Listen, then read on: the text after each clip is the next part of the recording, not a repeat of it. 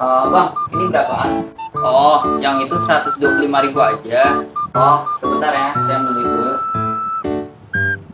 Aduh, gak bawa duit lagi. Bang, bisa non tunai nggak? Ah, gimana maksudnya? Itu loh, saya nggak bawa duit. Bisa non tunai nggak? Loh, kok nggak bayar? Hah? Loh, kan tunai itu bayar pakai uang. Berarti non tunai itu nggak bayar. Aduh, nggak gitu. Tunai itu bayar pakai uang, ada bentuk fisiknya. Non tunai itu bayar pakai alat pembayaran digital, misalnya kartu kredit dan sebagainya. Ah, gimana sih maksudnya? Alah, masa penjual aja nggak tahu. Udah, biar ngerti mending nonton video ini sampai habis. She call me Luda, bitch, I roll out with my shooters. She wanna fuck me in a Plymouth Barracuda.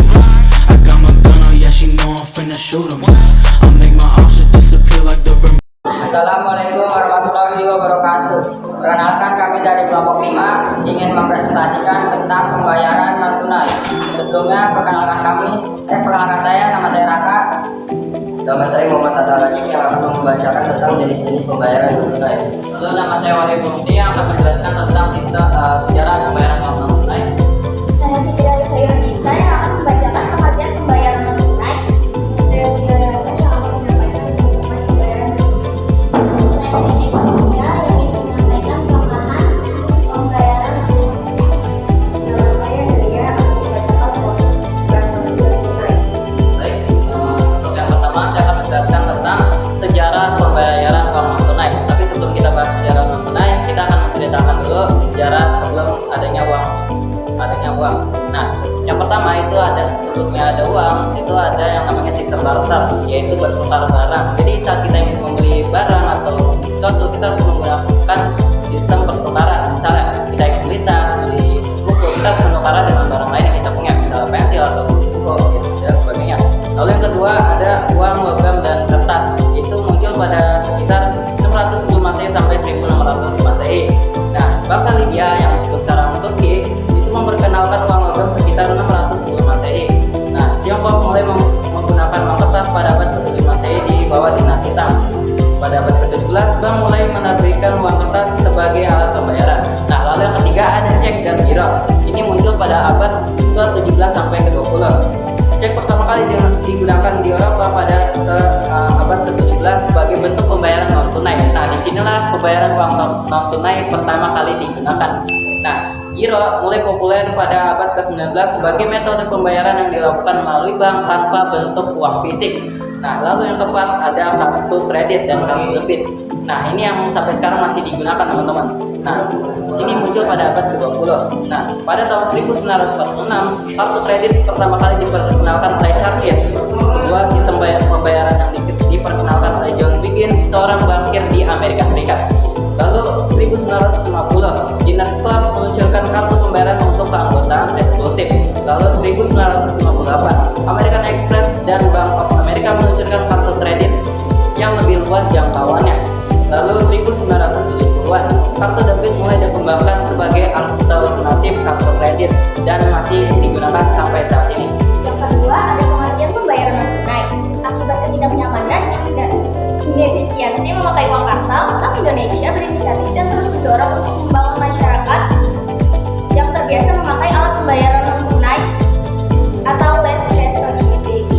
Less cash adalah masyarakat yang lebih banyak menggunakan uang non tunai seperti cek, bilet giro, kartu debit, dan kartu kredit. Selain itu, Bank Indonesia mengembangkan sistem transfer dana secara berkesinambungan. Alat pembayaran non tunai adalah alat yang digunakan dalam proses pembayaran tanpa menggunakan uang fisik seperti koin dan kertas, melainkan uang non tunai seperti cek, giro, kartu kredit, kartu debit, kartu prabayar, dan e-money. Menurut Otoritas Jasa Keuangan atau disingkat menjadi OJK, alat pembayaran non tunai atau kerap disebut cashless dapat menjadi solusi untuk sistem pembayaran yang mengacu pada transaksi dalam bentuk pembayaran digital. Yang ketiga ada jenis-jenis pembayaran non tunai. Jenis-jenis pembayaran non tunai antara lain adalah kartu kredit, kartu debit, cek, bilet giro, nota debit, nota kredit, uang elektronik, e-wallet, QR code, payment, dan transfer bank. Pembayaran non tunai juga bisa dilakukan dengan cryptocurrency, SMS atau USSD, credit letter, contactless, dan juga pembayaran non tunai dapat dibedakan menjadi